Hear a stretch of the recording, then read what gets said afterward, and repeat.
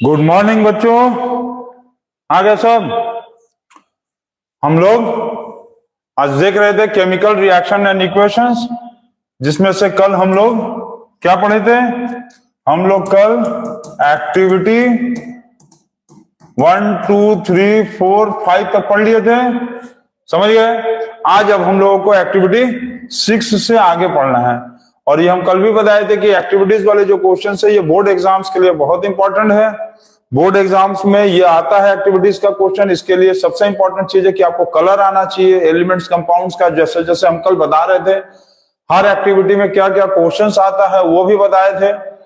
तो अलग अलग एक्टिविटीज में अलग अलग टाइप्स के क्वेश्चंस आते हैं वो बताया गया था। आज हम लोग स्टार्ट करेंगे एक्टिविटी नंबर 6 से। तो स्टार्ट किया जाए, स्टार्ट किया जाए। चलो स्टार्ट करते हैं। आज क्लियर है कि नहीं सबको? पहले ये बताओ तो क्लियर दिख रहा है? लाइट बोर्ड सब क्लियर है? क्लियर है कि नहीं सब? जल्दी बताओ। केदारनाथ कहां गए भैया? आज हम लोग के केदारनाथ गायब है, एब्सेंट है। क्लियर है ये? चलो क्लियर। अब आगे देखा जाए ना। तो हम लोग आगे आज पढ़ा जा रहा है एक्टिविटी 5। तो एक्टिविटी 5 से हम लोग देखते हैं ये एक्टिविटी 5 कहां गया। एक्टिविटी 6 से, क्योंकि एक्टिविटी 6 से आज हम लोग को देखना था ना एक्टिविटी 6। तो एक्टिविटी 6 क्या है? एक्टिविटी 6 दिया है the electrolysis of water. Activity 6 जो है आज आप लोगों को पढ़ना है। कौन है सर? क्लियर है, चलो ठीक है। तो एक्टिविटी 6 पढ़ना है इलेक्ट्रोलाइसिस ऑफ वाटर। तो इलेक्ट्रोलाइसिस ऑफ वाटर में सबसे पहले तुम ये लिखो कि वाटर जैसे है इसमें हम लोग क्या करेंगे? इलेक्ट्रिक करंट पास करेंगे। इलेक्ट्रिक करंट पास करेंगे तो H2 प्लस O2 हो गया, ठीक। H2 plus O2। इस इक्वेशन को बैलेंस कर दिए। तो बैलेंस करेंगे तो यहाँ क्या बैठाएंगे? यहाँ पर 2 बैठाएंगे और यहाँ 2 बैठाएंगे। तो हो गया H हाइड्रोजन 2 और यहाँ पर हाइड्रोजन हो गया 2 ऑक्सीजन 2 और यहाँ भी ऑक्सीजन 2, ठीक। तो ये इक्वेशन हो गया बैलेंस। अब इक्वेशन जब बैलेंस हो गया है तो इसमें देखा जाए कि अब क्या क्या क्वेश्चन पूछता है ना। क्वेश्चन तो तुमको जीके का यहीं से आ जाएगा।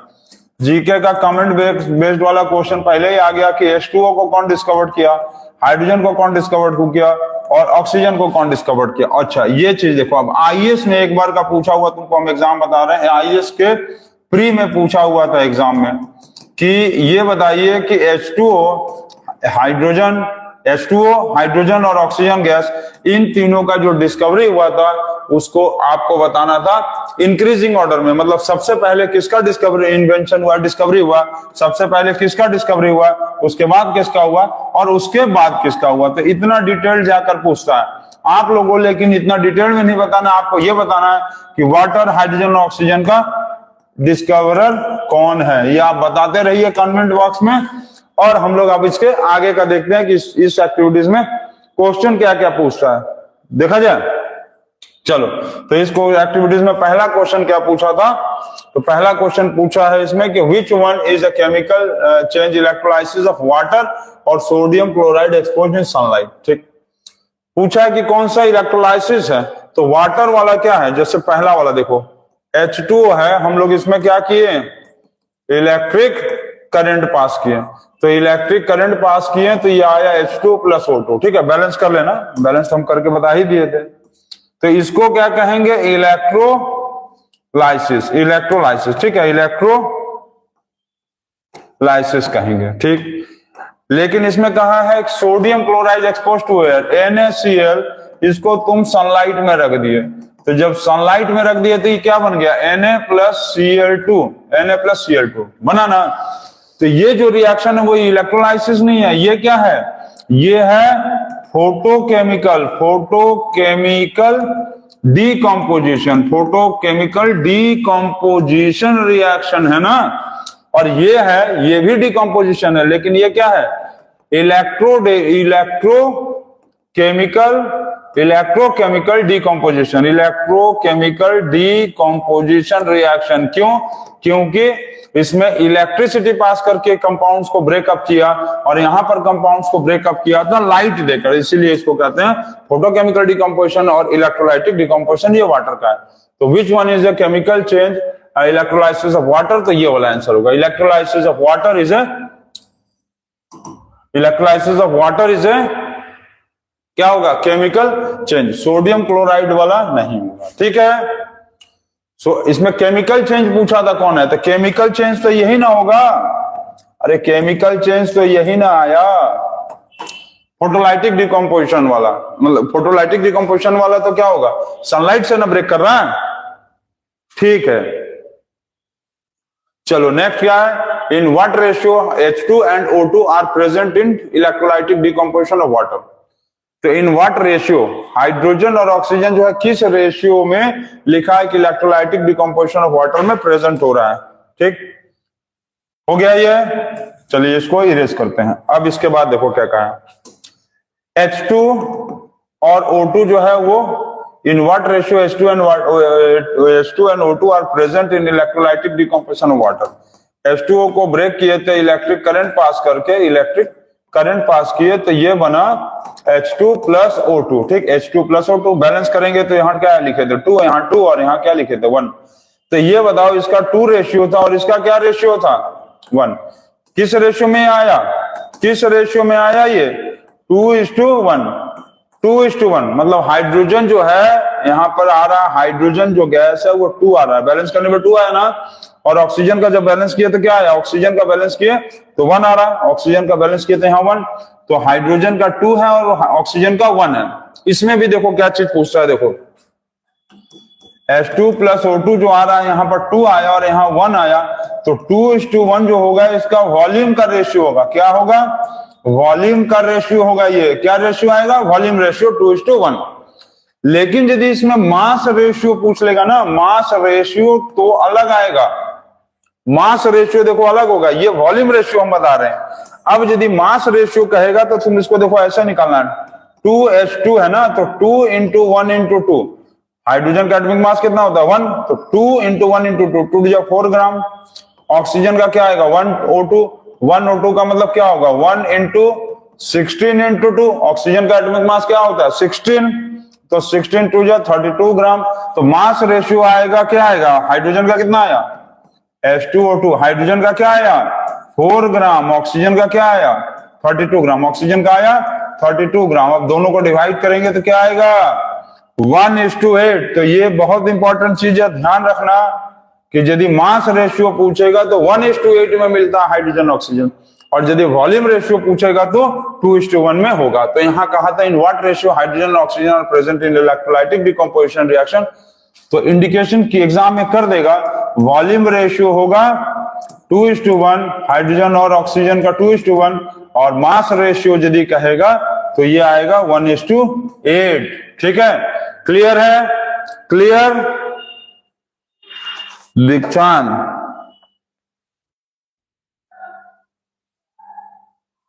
क्या लिखे हो, बिना दूध के चाय नहीं बन सकता, और और बिना पढ़ाई के नहीं हो सकती। चलो ठीक है, बढ़िया बढ़िया बढ़िया बढ़िया, शायरी बस खाली लिखो। चलो ये हो गया 2 क्वेश्चन। इसके बाद देखो क्या कहा है इसमें और, Why decomposition reaction of water is called as electrolysis of water? Decomposition of water जो है उसको electrolysis of water क्यों कहेंगे? Because water is split into hydrogen gas and oxygen gas। Hydrogen और ऑक्सीजन गैस में जो वाटर जो है वो हाइड्रोजन और ऑक्सीजन गैस में स्प्लिट मतलब टूटा है किसके हेल्प से? स्प्लिट बाय हाइड्रोजन और oxygen gas by using electric current ना, बाय यूजिंग इलेक्ट्रिक करंट को यूज करके वाटर को हाइड्रोजन और ऑक्सीजन गैस में तोड़ा है, इसीलिए तो इसको हम लोग इलेक्ट्रोलाइसिस ऑफ वाटर करते हैं। अब यदि मान लेते हैं वाटर है, इसको हीट कर देंगे, हीट करके हाइड्रोजन और ऑक्सीजन में तोड़ेंगे, तो इस प्रोसेस को इलेक्ट्रोलाइसिस थोड़ी ना कहेंगे, इस प्रोसेस को कहेंगे थर्मल डिकम्पोजिशन। यदि हीट यूज कर लेंगे तो इसको कहेंगे थर्मल डिकम्पोजिशन रिएक्शन। ठीक है, लेकिन जैसे कभी कभी देखोगे कि मतलब पानी मान लो जमीन पे गिरा हुआ है कहीं और धूप से वो सनलाइट बनकर उड़ गया, तो फोटोकेमिकल रिएक्शन है वो कि थर्मल डिकम्पोजिशन? ये आप कमेंट में सोच के बताओ तो हमको। यदि मान लो जमीन पे पानी गिरा हुआ है, सनलाइट आया, सनलाइट के हीट से वो निकल गया, सनलाइट के हीट से जा रहा है ना, तो सनलाइट के हीट से जा रहा है, इसीलिए वो कौन सा है? थर्मल ही कहलाएगा, फोटोकेमिकल नहीं कहलाएगा। फोटोकेमिकल नहीं कहलाएगा क्योंकि सनलाइट में से जो उसका इंफ्रारेड रेडिएशन था ना, इंफ्रारेड रेडिएशन, सन के लाइट में से इंफ्रारेड रेडिएशन जो था वो क्या किया, इसके अंदर हीटिंग इफेक्ट होता है। क्या होता है? Heating effect. और यही हीटिंग इफेक्ट रिस्पॉन्सिबल होता है कि जमीन में गिरे हुए पानी को वो एवापोरेट करके उड़ा देता है, मतलब हाइड्रोजन ऑक्सीजन को अलग नहीं किया है, हाइड्रोजन ऑक्सीजन अलग नहीं हुआ, पानी सिर्फ एवापोरेट करके ऊपर चला गया, तो ये थर्मल डिकम्पोजिशन कहलाएगा, इंफ्रारेड रेडिएशन के हेल्प से होता है। ठीक, चलो next 4 number, what conclusion can you draw from the electrolysis of water? Electrolysis of water से तुम क्या कंक्लूजन ड्रॉ निकाल सकते हो? तो ये निकाल सकते हैं कि वाटर को यदि हम लोग स्प्लिट अप करेंगे, वाटर में हम लोग क्या करेंगे? इलेक्ट्रिक करंट यदि देंगे, वाटर में इलेक्ट्रिक करंट देंगे तो हमको हाइड्रोजन और ऑक्सीजन गैस बाहर निकल कर आता है। यही हम कंक्लूजन दे सकते हैं। इसमें ऐसे भी लिख सकते थे कंक्लूजन में, बैलेंस करेंगे तो क्या आया 2, तो ये भी कंक्लूजन लिख सकते हैं कि वॉल्यूम का जो रेशियो है उन दोनों का क्या है? 2:1, और मास का जो रेशियो है वो है 1:8। ठीक, वॉल्यूम का रेशियो 2:1 है और मास का रेशियो क्या है? 1:8 है। ये सारा कंक्लूजन हम लोग इस एक्सपेरिमेंट से लिख सकते हैं कि वाटर का इलेक्ट्रोलाइसिस करने पे हाइड्रोजन गैस निकला और ऑक्सीजन गैस निकला, जिसका वॉल्यूम का रेशियो था 2:1, मास का रेशियो था 1:8। ये सारा कंक्लूजन हम लोग लिख सकते हैं। ठीक है, और ये भी लिख सकते हैं कि ये एक ऐसा रिएक्शन है जिसमें से एक कंबस्टेबल गैस निकलता है, क्योंकि हाइड्रोजन जो है वो क्या है? कंबस्टेबल गैस है, और ऑक्सीजन जो है वो क्या है? सपोर्टर ऑफ कंबशन होता है। तो इस रिएक्शन से दोनों ऐसा गैस निकलता है जो कंबस्टेबल और सपोर्टर ऑफ कंबशन होता है। नोट कर लेंगे इसको, आप नोट करिए आप जल्दी से नोट करिए इसको, तो उसके आगे हम देखें क्या लिखा है। Name the gas which Burns with the pops and, जल्दी आंसर बताओ इसका।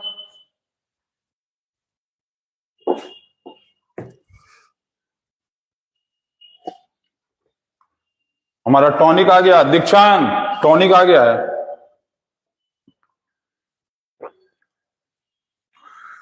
दीक्षांत कहता है कि सर कोचिंग में भी रहते हैं तो टॉनिक पीते रहते हैं, यहां भी टॉनिक पी रहे हैं।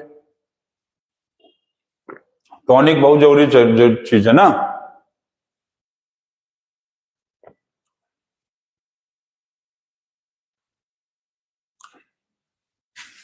टॉनिक का फुल फॉर्म दीक्षांत देखो, टॉनिक पीते पीते फुल फॉर्म याद आ गया, test of nation in class. Full form याद आ गया हमको दीक्षांत, टॉनिक का full form test of nation in class. Tonic का फुल फॉर्म मतलब पूरे नेशन का क्लास में टेस्ट हो रहा है, बस यही टारगेट है कि बहुत जल्दी ज्यादा से ज्यादा बच्चों को जोड़ा जाए और सब बच्चों का एक ही जगह पे क्लास में टेस्ट ले लिया जाए यहीं से। कैसा लगा दीक्षांत? सर मेरा एक क्वेश्चन है, चलो क्वेश्चन क्या है कमेंट करेंगे। चलिए ये क्या है, अब ये आ गया कि name the gas which Burns with the pop sound. Pop sound के साथ कौन सा गैस बर्न करता है? तो हाइड्रोजन गैस बर्न करता है। हम कल आपको बताए थे, ये आपको पता होना चाहिए। हाइड्रोजन गैस यदि किसी भी जगह पे ले जाएंगे ना भक से जलेगा एकदम पॉप साउंड के साथ, इसी को बोलते हैं पॉप साउंड के साथ जलता है ये। ठीक है, नोट कर लिए? ठीक है, नोट करिए जल्दी से, कॉल आ रहा है बता रहे थे तुरंत, जल्दी से नोट करिए।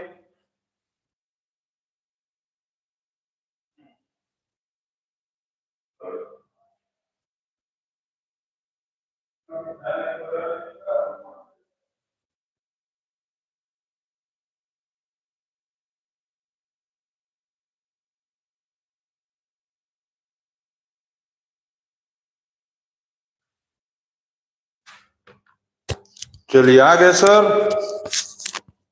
पढ़ाते पढ़ाते भी कॉल आ जाता है ना।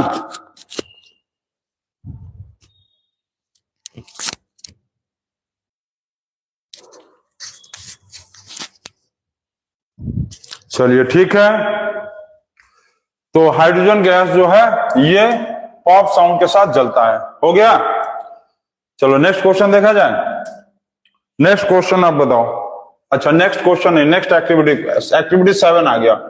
एक्टिविटी 7 आ गया, क्या लिखा है? The effect of sunlight on silver chloride. जल्दी से पढ़िए इसको।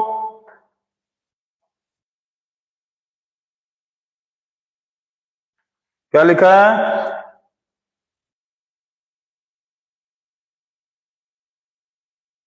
जल्दी से इसको पढ़िए।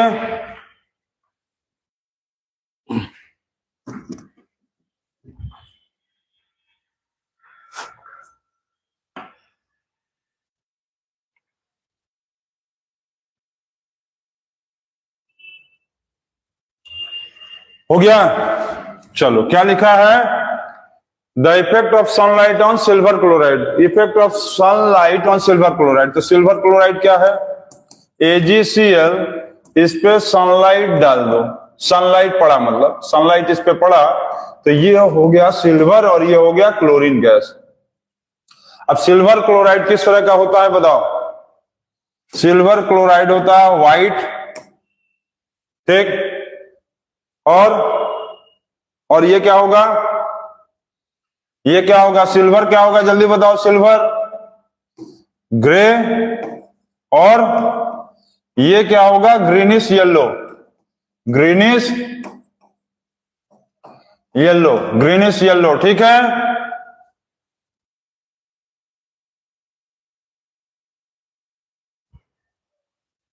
ठीक है ना?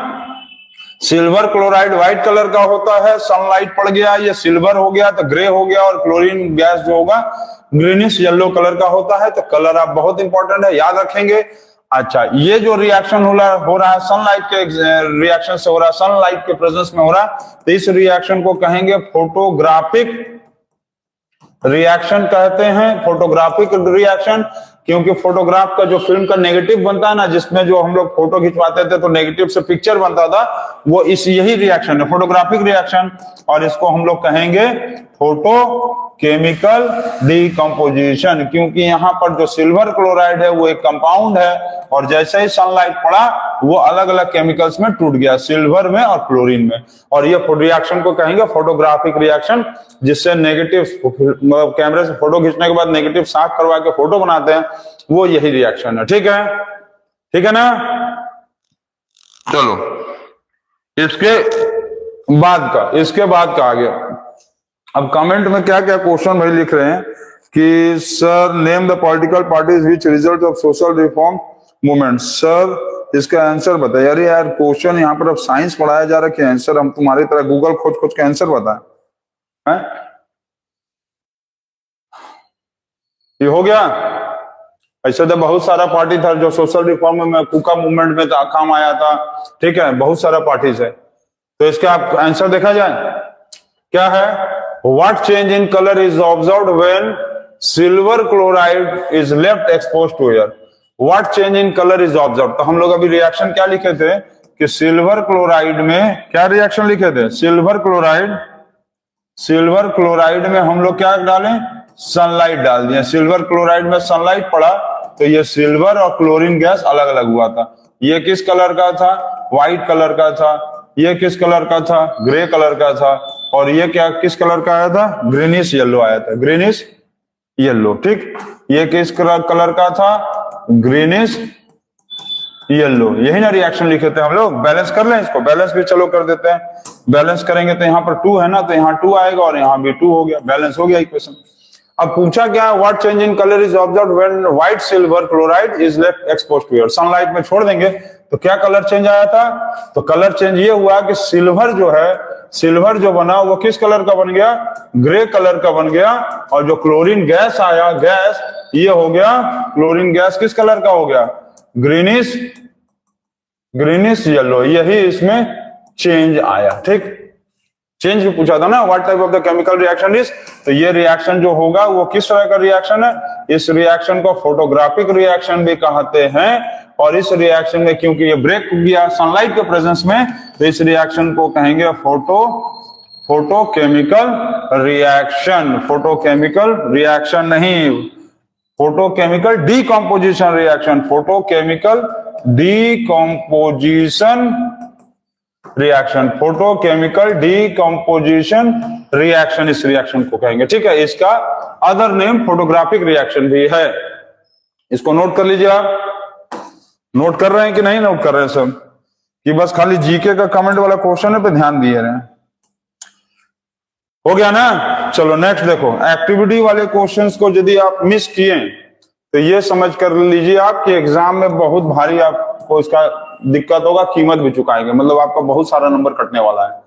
Name the products obtained when silver chloride is exposed to air. क्या क्या आया, अभी तो देखें, सिल्वर क्लोराइड वाला रिएक्शन किए तो क्या क्या ब्रेक करके आया था, सिल्वर आया और क्लोरीन गैस आया। तो प्रोडक्ट में क्या क्या लिखेंगे, सिल्वर एंड क्लोरीन गैस। क्या, सिल्वर आया और क्या आया, सिल्वर और क्लोरीन गैस। सिल्वर आया और क्लोरीन गैस आया। ठीक है, क्यों क्लोरीन गैस क्यों लिखे, क्योंकि Cl2 आया था। ठीक, name the 2 salts that are used in white and black photography. अच्छा, ये पूछा है कि 2 सॉल्ट का बताना है used in white and black photography. Black and white photography का मतलब है कि जैसे एक्सरे वाला नहीं होता था, ब्लैक एंड व्हाइट फोटोग्राफी जो बनता था, अरे दादा दादी जी वाला जमाने, अपने दादा लोग का फोटो देखोगे ब्लैक एंड व्हाइट फोटो होता था। तो ब्लैक एंड व्हाइट फोटो वाला जो यूज होता था ना, देखो ब्लैक वाला जो हिस्सा है वो होता था क्लोरीन, मतलब क्लोराइड होता था, और जो व्हाइट वाला हिस्सा होता था वो होता था सिल्वर। तो इसमें बताना है कि 2 सॉल्ट, ठीक है, ये सब सॉल्ट ही होता है, कौन, ये नहीं, ऐसा 200 सॉल्ट का नाम बताना है जो फोटोग्राफिक रिएक्शन करता हो।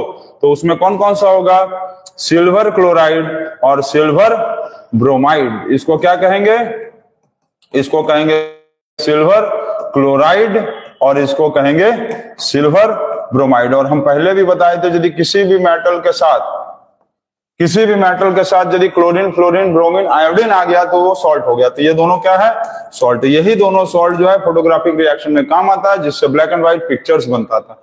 ब्लैक वाला हिस्सा क्लोरीन होता था, क्लोराइड, और व्हाइट वाला हिस्सा होता था सिल्वर। जैसे ही नेगेटिव्स पे लाइट पड़ता था वो अलग अलग पार्ट हो जाता था, व्हाइट हिस्सा सिल्वर और ब्लैक हिस्सा क्लोराइड बन जाता था। ठीक है, तो ये 2 सॉल्ट का नाम है। अब इसके बाद देखें इसमें क्या और पूछा है, right the decomposition of the silver bromide gas. Silver bromide का तुमको रिएक्शन बताना है।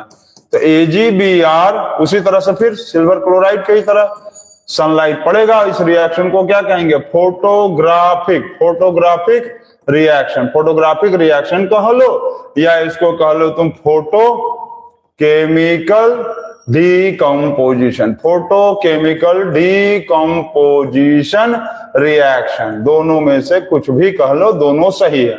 अब प्रोडक्ट क्या आएगा, तो प्रोडक्ट आएगा silver plus bromine gas Br2।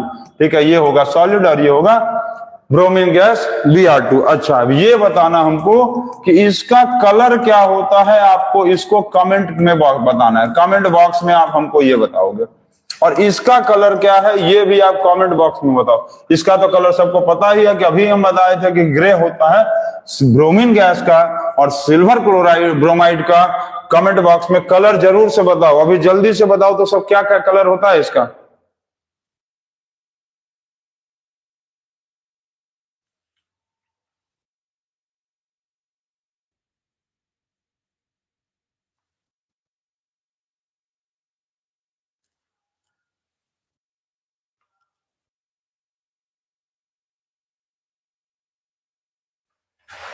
चलिए हो गया, इतना इतना हो गया। कमेंट बॉक्स में बताएंगे कलर। कमेंट बॉक्स में कोई भी कलर नहीं बनाएगा, मतलब बच्चों को जो सिर्फ मेन मतलब होता है छपाई, छपाई से खाली मतलब है ना, तो छपाई पे मत ध्यान दो भाई, सॉल्व भी करते रहो। चलो ठीक, इसका कमेंट बॉक्स में आप जरूर से आंसर बताना ताकि आपको भी पता चले कि कलर क्या है इसका। चलो नेक्स्ट, नेक्स्ट क्या है?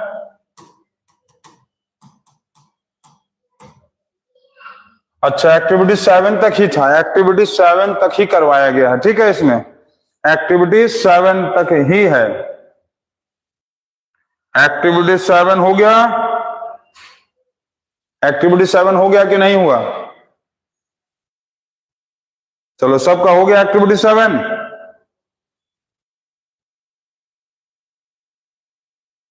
हो गया ना? एक्टिविटी 7 हो गया।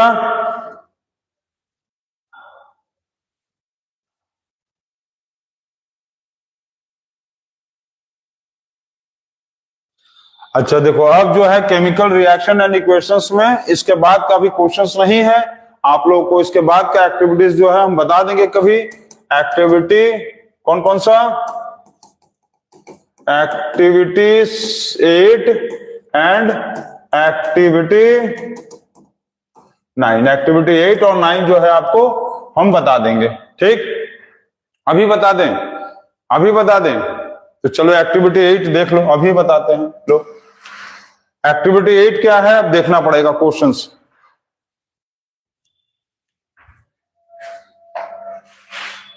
एक्टिविटी 8 थोड़ा देखना पड़ेगा ना क्वेश्चंस क्या है। तो एक्टिविटी 8 में क्या कहा है? Displacement reaction of copper by iron. Activity 8 कहा है डिस्प्लेसमेंट क्या कहा? Displacement of copper by iron, displacement of copper by iron in copper sulphate solution, in copper sulphate solution. Activity 8 और 9 का क्वेश्चन नहीं लिखाया था, चलो कोई बात नहीं, हम लिख के बना लेंगे, अभी समझा भी देंगे। Displacement of copper by iron in copper sulphate solution, ठीक है। कॉपर सल्फेट सॉल्यूशन में से कॉपर को डिस्प्लेस कराना है, कॉपर को डिस्प्लेस कराना है, ठीक है। तो इसका क्या रिएक्शन लिखेंगे? कॉपर सल्फेट में से आयरन को रिएक्ट कराएंगे, यही ना लिखा है डिस्प्लेसमेंट ऑफ कॉपर। कॉपर को भगाना है और आयरन सल्फेट बना देना है कॉपर सल्फेट में से। तो कॉपर सल्फेट ले लिए, आयरन को रिएक्ट कर दिए, तो प्रोडक्ट क्या होगा? ये इससे मिलेगा FeSO4 प्लस Cu, ये बन गया। अच्छा कलर की बात करेगा तो इसमें कौन कौन सा कलर्स आएगा? तो ये जो आयरन है वो दिया है, आयरन है सिल्वर ग्रे, आयरन है सिल्वर ग्रे कलर का। कॉपर सल्फेट किस कलर का है? कॉपर सल्फेट है ब्लू, कॉपर सल्फेट ब्लू है, और जो आयरन है वो है सिल्वर ग्रे कलर का। अच्छा इसमें जो दिया हुआ है कि कॉपर किस कलर का है, तो कॉपर जो है ये है iron orange red, orange red. अब बाकी बच गया FeSO4, तो FeSO4 जो होगा वो किस कलर का होगा? तो ये होगा लाइट ग्रीन कलर का, लाइट ग्रीन कलर। ये आपको इसलिए पता होना चाहिए क्योंकि आपको कल हम बताए थे कि ग्रीन विट्रियोल, तो ग्रीन विट्रियोल का फॉर्मूला था FeSO4.7H2O, FeSO4.7H2O, इसी को हम लोग बोलते थे ग्रीन विट्रियोल, जिसका दूसरा क्या नाम था? हेप्टा को क्या नाम था? Iron sulphate heptahydrate. क्या नाम था?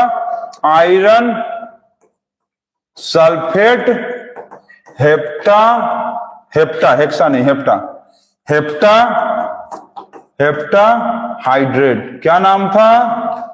Iron sulphate heptahydrate. हेप्टा क्यों? क्योंकि इसमें 7 वाटर मॉलिक्यूल्स ऑफ क्रिस्टलाइजेशन है, और इस वाटर मॉलिक्यूल्स ऑफ क्रिस्टलाइजेशन को क्या बोलते हैं हम लोग? इस वाटर मॉलिक्यूल्स को क्या बोलते हैं? वाटर मॉलिक्यूल्स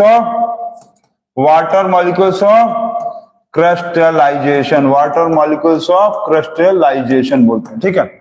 मतलब थोड़ा सा भी हिट देंगे तो ये इवेपोरेट करके भाग जाता है। और वाटर मॉलिक्यूल्स ऑफ क्रिस्टलाइजेशन के बारे में एसिड बेस सॉल्ट वाले चैप्टर में बताया भी जाएगा, ठीक है।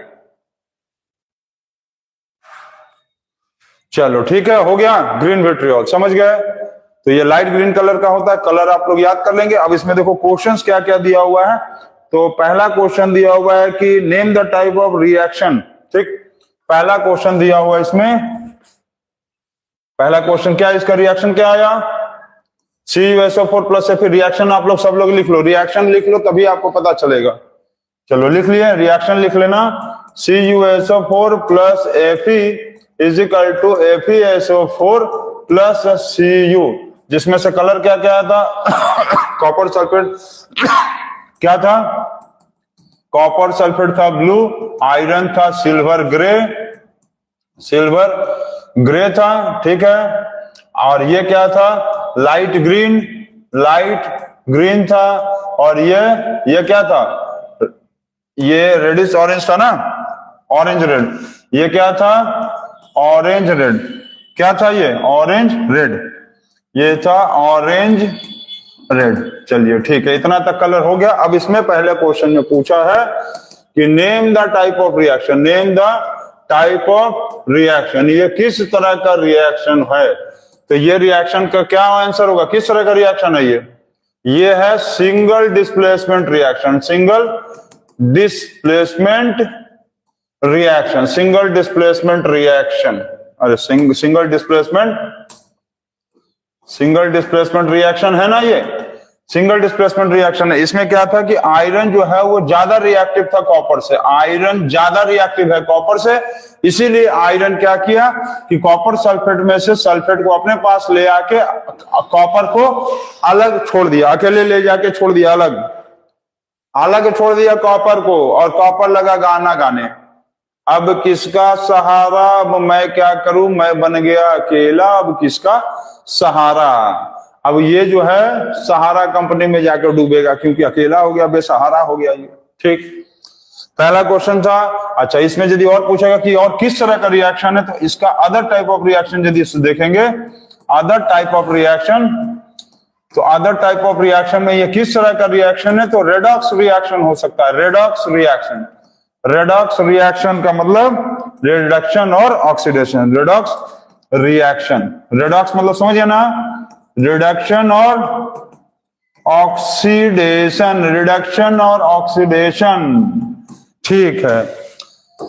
अच्छा, ये बताओ कि इसमें किसका रिडक्शन और किसका ऑक्सीडेशन हुआ है?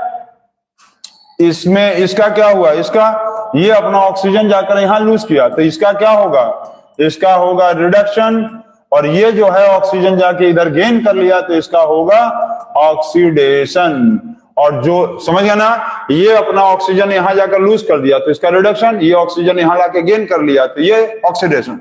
जो ऑक्सीडेशन होता है उसको बोलते हैं रिड्यूसिंग एजेंट, और जो रिडक्शन होता है उसको बोलते हैं ऑक्सीडाइजिंग एजेंट, ठीक है। चलो, वेरी गुड हो गया। अच्छा, 2 नंबर में क्वेश्चन में क्या कहा है देखा जाए। 2 नंबर क्वेश्चन लिखे रहने से देखो इजी पड़ता था ना, अब क्वेश्चन तो हमको लिखना पड़ रहा है ना। चलो कोई बात नहीं, क्वेश्चन लिख भी दिया जा रहा है। क्वेश्चन 2 में कहा है कि is it safe to store the iron sulphate in copper vessel. Is it safe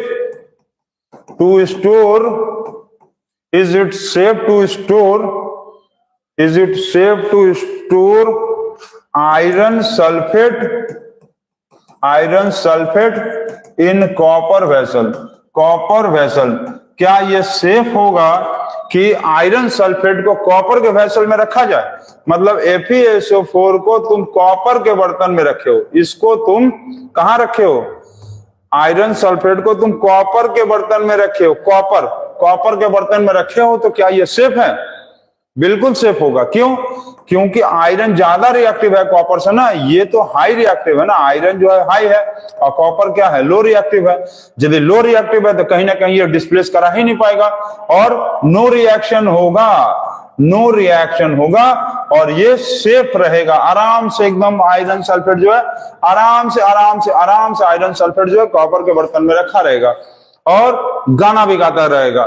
मैं उड़ू, कौन सा गाना, मैं उड़ू मस्त पंछी बन हवा में घूमता रहूं और आराम से कॉपर हमको कोई छू ही नहीं पाएगा। ठीक, लेकिन यदि उसका उल्टा कर दिया जाए, उल्टा का मतलब जस्ट ये वाला कर दिया गया, कॉपर सल्फेट को तुम लोहे के बर्तन में रख दिए, आयरन के यदि बर्तन में रख दिए, यदि कॉपर सल्फेट को तुम आयरन के बर्तन में रख दिए तो क्योंकि यहां पर आयरन ज्यादा रिएक्टिव है तो वह तुरंत गाना लगेगा, गाने इट्स मैजिक इट्स मैजिक। और आयरन क्या करेगा, कॉपर सल्फेट में से सल्फेट को ले आएगा अपने पास, कॉपर को लात मार के भगा देगा और लगेगा गाना गाने इट्स मैजिक, मैं मिला लिया अपने साथ, तुम भाग जाओ यहां से, तो कॉपर को अलग कर देगा। तो ये सेफ है। आयरन सल्फेट को कॉपर के बर्तन में रख सकते हैं, लेकिन कॉपर सल्फेट को आयरन के बर्तन में रखेंगे तो गंडगोल हो जाएगा। ठीक है, गंडगोल हो जाए। चलो, बहुत सारा कमेंट आ रहा है, बहुत अच्छा। नेक्स्ट क्वेश्चन देखें, इसमें क्या है लिखा है, why the colour of blue. अब नेक्स्ट क्वेश्चन दिया है कि क्वेश्चन नंबर मान लो नेक्स्ट जो भी 3 4 जो भी है, क्या क्वेश्चन नंबर था ये नहीं पता हमको। क्वेश्चन दिया है कि why the colour of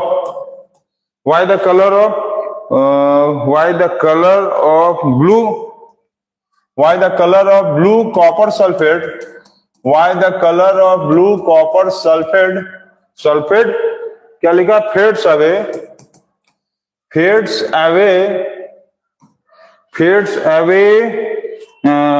away on adding iron nails to it। अब ये क्वेश्चन में ये दिया है कि कॉपर, जो ब्लू कलर का कॉपर सल्फेट था, वो अपना कलर धीरे धीरे हल्का क्यों हो गया। फेड का मतलब लाइट्स हो गया, लाइट अवे का मतलब ये नहीं कि लाइट आ गया, हल्का हो गया। जैसे ये ब्लैक कलर का टी शर्ट है, कुछ दिन पहनने के बाद धीरे धीरे इसका कलर हल्का होगा, तो यही पूछा है। आयरन नेल को कॉपर सल्फेट में जैसे ही आयरन नेल को मिला दिए तो ये जो ब्लू कलर का कॉपर सल्फेट था ये हल्का कलर हो गया। क्यों हल्का हो गया? क्योंकि बिकॉज, क्या आंसर लिखेंगे इसका? आंसर लिखेंगे because iron sulphate FeSO4 is formed and so copper sulfate fades away the color,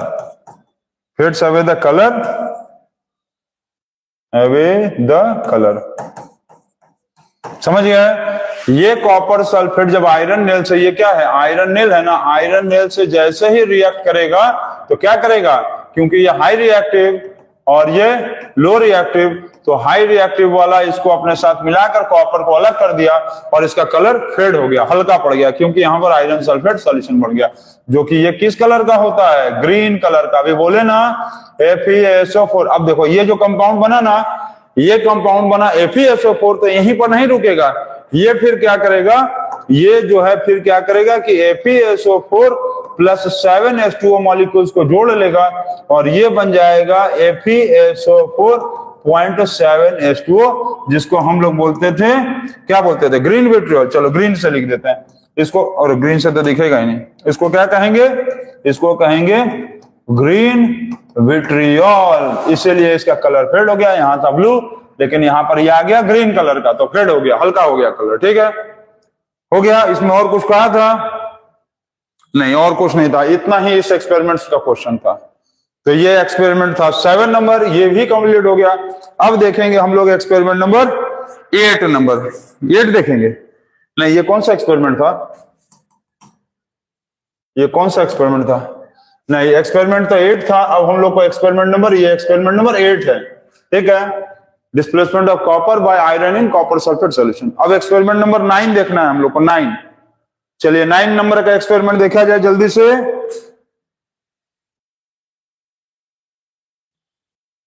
हाँ सही बोले सर। 9 देखेंगे, 9 ठीक है। 9 नंबर का एक्सपेरिमेंट देखते हैं क्या लिखा है। चलो 9 नंबर का एक्सपेरिमेंट देखते हैं क्या है। दीक्षांत, जीके का क्वेश्चन बताने का मन कर रहा है तुमसे, पूछें? चलो बोलो तो। जीके का कमेंट बॉक्स वाला question, name the first artificial satellite, name the first artificial satellite which orbits around the moon, which orbits around the moon, which orbits around the moon। Moon के चारों तरफ जो है कौन सा पहला सैटेलाइट था जिससे, मतलब जो कौन सा सैटेलाइट था जो मून के चारों तरफ राउंड किया था। ठीक, पहला मून के चारों तरफ, चलो सैटेलाइट मून के चारों तरफ, अरे अर्थ के चारों तरफ। Name the artificial satellite which orbits around the moon, moon नहीं, मून ही बताना, मून, मून के चारों तरफ ऑर्बिट किया था। ठीक है। और दूसरा क्वेश्चन ये बताओ हमको कि name the method, name the method used to, name the method used to determine the distance between the earth and the sun. मतलब अर्थ और सन के बीच का जो दूरी है उसको किस तरीके से निकाला जाता है। अर्थ से सन का दूरी नापने के लिए हम लोग सन तक थोड़ी ना चले जाते हैं। अर्थ से सन का दूरी नापने के लिए हम लोग कौन सा मेथड यूज करते हैं। 2 क्वेश्चन जीके बेस्ड का है, तो इसको आप बनाते रहिए। और अब हम लोग एक्सपेरिमेंट देखते हैं आगे। एक्सपेरिमेंट नंबर क्या है? अरे एक्सपेरिमेंट नंबर नहीं, एक्टिविटी नंबर क्या है? एक्टिविटी 9 है। एक्टिविटी नंबर 9, एक्टिविटी नंबर 9 है।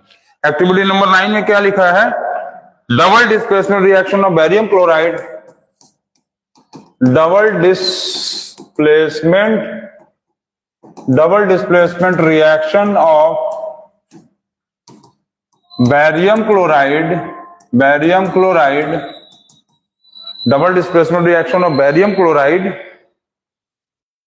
and sodium sulfate solution, and sodium sulfate solution, and sodium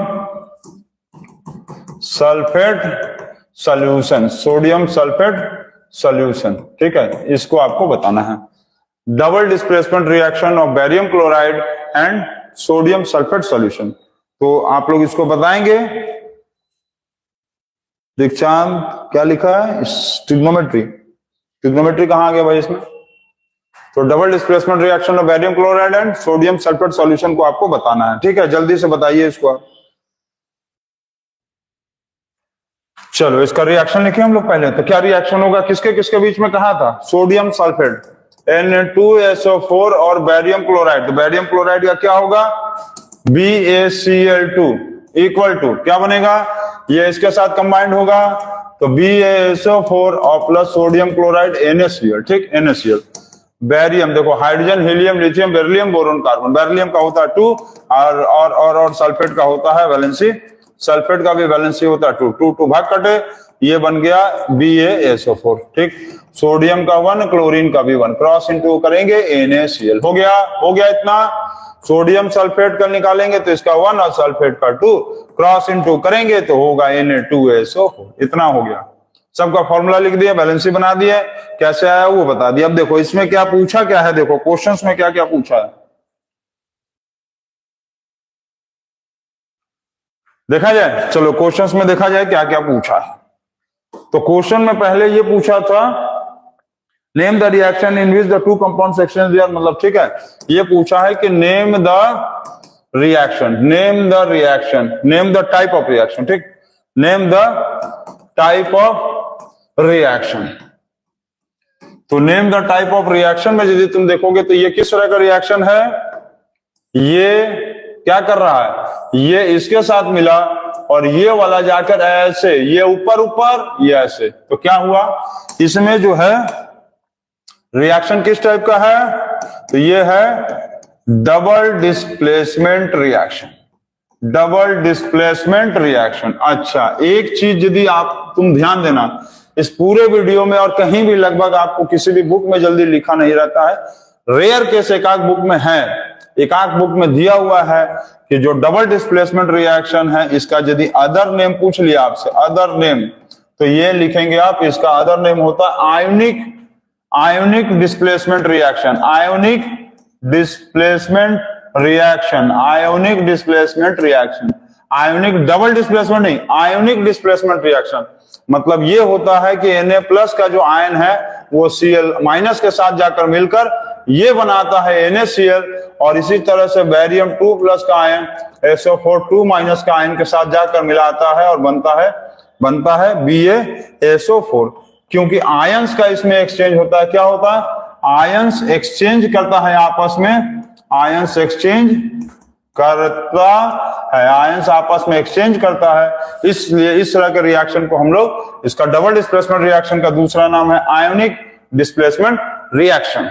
तो इसको आप नोट करेंगे और इसके आगे देखेंगे दूसरा क्वेश्चन क्या है। दूसरा क्वेश्चन दिया हुआ है, what is the colour of the barium sulphate precipitate. ठीक है, ठीक। अच्छा, यहां एक चीज ध्यान देंगे आप, जो सबसे इंपॉर्टेंट चीज था, क्योंकि ये बेरियम क्या था, मेटल था, बेरियम मेटल था, बेरियम क्या था, मेटल था ना। अब मेटल के साथ यदि हम बोले थे कि SO4, देखो मेटल के साथ यदि SO4 SO3 NO3 PO4 PO3 ClBrIF, क्या क्या बोले समझिए, मेटल के साथ क्या बोले, मेटल के साथ यदि SO4 SO3 NO3 PO4 PO3 ClBrFi यदि आ गया तो ये सॉल्ट है, और सॉल्ट है तो ये क्या बनाएगा, प्रेसिपिटेट बनाएगा ना, जो पानी में नहीं घुलेगा। ठीक है, और ये भी क्या बनाएगा, ये भी बनाएगा सॉल्ट, और ये भी पानी में नहीं घुलेगा। ठीक है, ये भी पानी में नहीं घुलेगा। ठीक, तो इसमें दूसरा क्वेश्चन क्या बनाया था, इसको इरेज कर दें, चलो इसको इरेज करो। तो दूसरा क्वेश्चन इसमें कहा था, क्वेश्चन नंबर 2 में, कि क्या कहा था कि what is the colour of, what is the color of the precipitate, what is the color of the precipitate form। इसमें जो precipitate formed हो रहा है दोनों का कलर क्या है, तो ये आपको बताना है, दोनों प्रेसिपिटेट का कलर क्या है। तो ये आपको बता दें कि BaSO4 जो है ये भी प्रेसिपिटेट बना रहा है, और NaCl जो है ये भी प्रेसिपिटेट ही बनाएगा, ये भी प्रेसिपिटेट बनाएगा।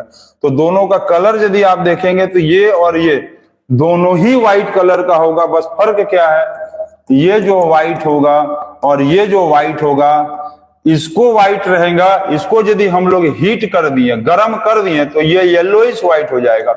कैसे हो जाएगा, येलोइश व्हाइट। दोनों का पहचान बस यही है कि ये जो व्हाइट है और ये भी व्हाइट है, दोनों प्रेसिपिटेट है, इसको हीट करेंगे तो ये येलोइश व्हाइट होगा, और इसको यदि ये व्हाइट, इसको यदि हम लोग हीट कर देंगे तो ये बनेगा ब्लूइश व्हाइट, ब्लूइश व्हाइट। क्यों ब्लूइश व्हाइट बनेगा, उसका रीजन है ब्लूइश व्हाइट बनने का, क्योंकि इसके अंदर क्लोरीन गैस है। क्या है, क्लोरीन गैस। ये भी पूछ सकता है कि यदि इसको हीट करेंगे तो ब्लूइश व्हाइट बना बिकॉज ऑफ क्लोरीन गैस, और इसको व्हाइट, इसको जब हीट करेंगे तो क्या बना था, येलोइश व्हाइट। क्यों, क्योंकि इसमें, इसके अंदर सल्फर गैस है, सल्फर डाइऑक्साइड गैस बनता है, सल्फर डाइऑक्साइड गैस बनता है। ठीक है, SO2 बनेगा और SO3 बनेगा, सल्फर डाइऑक्साइड या ट्राइऑक्साइड, डाई भी बनता है और ट्राइऑक्साइड भी बनता है, सल्फर डाइऑक्साइड भी बनता है और सल्फर ट्राइऑक्साइड भी बनता है, और दोनों येलोइश होता है। ठीक, और इसमें जो है क्लोरीन गैस है, इसलिए ये ब्लूइश व्हाइट हो जाएगा, और दोनों प्रेसिपिटेट है। ये क्वेश्चन नंबर 2 था। इसमें और एक क्वेश्चन क्या कहा था, कंडीशन क्या लिखा है, what is the insoluble substances found. अच्छा, क्या लिखा, what is the insoluble substance found in A reaction between barium chloride, लिखा है दोनों में इनसॉल्युबल सब्सटेंसेस क्या फाउंड हो रहा है, ये पूछा है। क्वेश्चन नंबर 3 कहा है कि, क्वेश्चन नंबर 3 में कहा है कि name the insoluble substances, name the insoluble substances formed in the reaction, formed in the reaction. इस रिएक्शन में जो इनसॉल्युबल सब्सटेंसेस फाउंड हुआ है उसका नाम बताना है। तो अभी हम बताएं कि ये और ये दोनों प्रेसिपिटेट बना रहा है, तो CaSO4 और NaCl ये दोनों प्रेसिपिटेट बना रहा है, तो दोनों क्या होगा, दोनों इनसॉल्युबल है, दोनों इनसॉल्युबल है, इनसॉल्युबल ये भी है और इनसॉल्युबल ये भी है। अब यदि पूछेगा कि दोनों इनसॉल्युबल है तो सबसे ज्यादा इनसॉल्युबल कौन होगा, तो सबसे ज्यादा इनसॉल्युबल ये होगा, मतलब BaSO4 और NaCl। तो NaCl को यदि तुम पानी में मिलाओगे ना, पानी में मिलाओगे तो ये कुछ हद तक क्या होगा, सॉल्युबल होगा। सॉल्युबल होगा का मतलब क्या, पानी में घुल जाएगा नहीं। सॉल्युबल का मतलब जो मॉलिक्यूल्स होगा NaCl का, मॉलिक्यूल्स ऑफ NaCl क्या करेगा, particles become smaller, particles size smaller हो जाएगा और हम लोगों को लगेगा कि वो घुल गया है, लेकिन घुलता वो भी नहीं है। तो ये कुछ हद तक जो सॉल्युबल हो रहा है वो किसके चलता होता है, due two particles size, due two particles size smaller, particles के साइज का स्मॉलर हो जाने के कारण हम लोग को लगता है कि ये घुल गया। लेकिन बैरियम सल्फेट में यदि देखेंगे तो बैरियम जो है ना, ये बैरियम ये पानी में एकदम वाटर में इनसॉल्युबल, ये पानी में एकदम इनसॉल्युबल, इसका साइज भी छोटा नहीं होता है। साइज ऑफ पार्टिकल जो है, साइज पार्टिकल्स का ये स्मॉलर भी नहीं होता, इसमें स्मॉलर भी नहीं होता है। तो ये हो गया आपका एक्टिविटी 9 तक का क्वेश्चन। इसमें और कोई क्वेश्चन है?